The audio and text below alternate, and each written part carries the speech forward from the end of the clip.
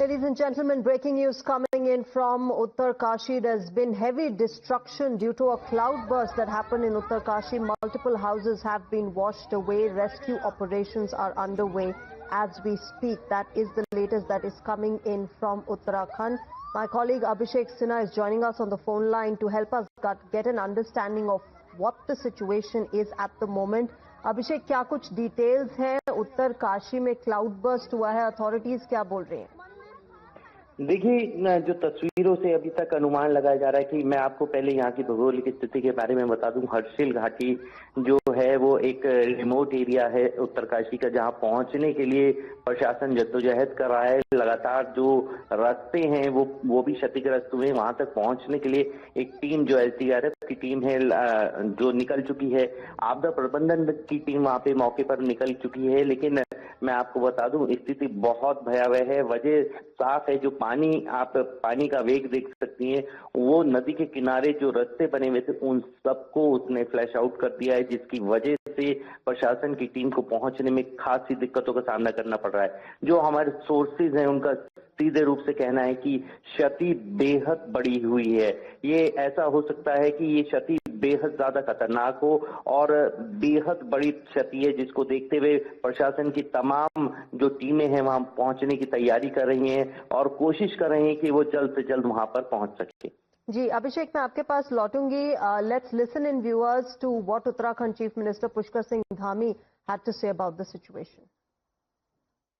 धराली क्षेत्र में बादल फटने की अभी सूचना आई है और बहुत तेज गति से मलबा आया है पानी के साथ।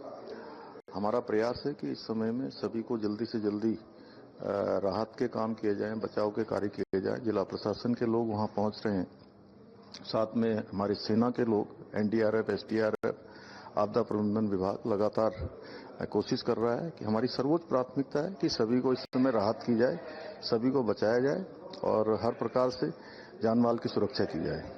That, of course, is the Chief Minister saying that, proper arrangement is being made and rescue operation is underway. My colleague Abhishek continues to be with us on the phone line. Abhishek, जहां तक relief और rescue operations का सवाल है, वो कहां तक पहुंचे हैं और मेट डिपार्टमेंट क्या कह रहे हैं अगले कुछ घंटों के लिए?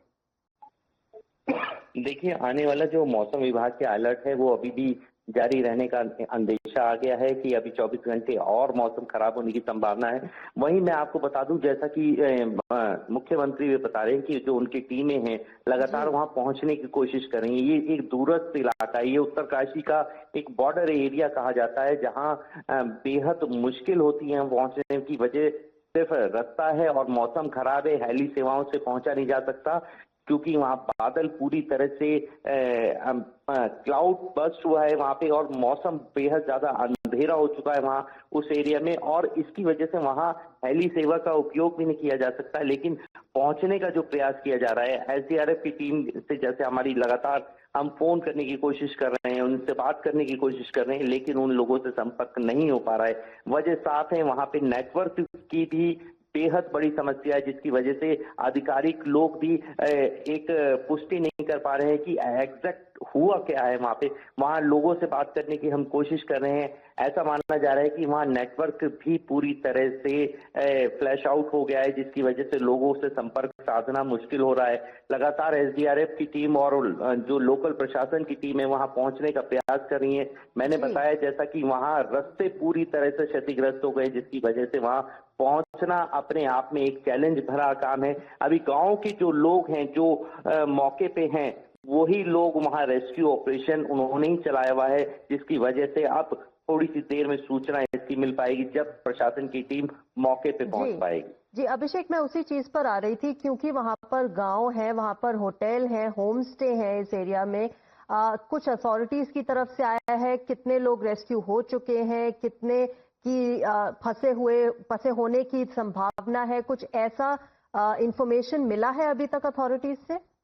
देखिए, अभी अथॉरिटीज से ऐसा कुछ भी बयान अभी सामने नहीं आया है, लेकिन जो हमारे संपर्क सूत्र हैं वो बता रहे हैं कि जैसा कि 22 बटालियन की एक वहां पे टीम हमेशा रहती है, जिनकी वहां पे ट्रेनिंग कैंप होता है।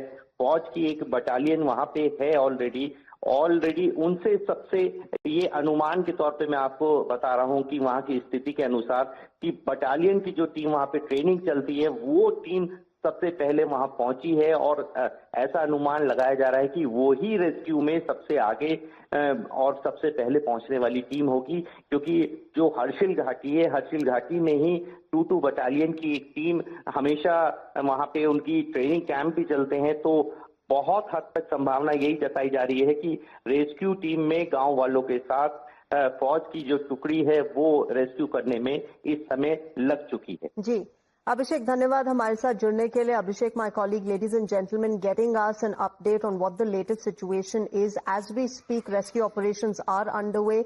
A cloudburst has happened in Uttarkashi. The government and authorities have pressed the NDRF as well as columns of the Indian Army who are presently undertaking that rescue and relief operation. We'll keep getting you more details of the latest situation as well as people who have been rescued. But at the moment, it's time for a short break.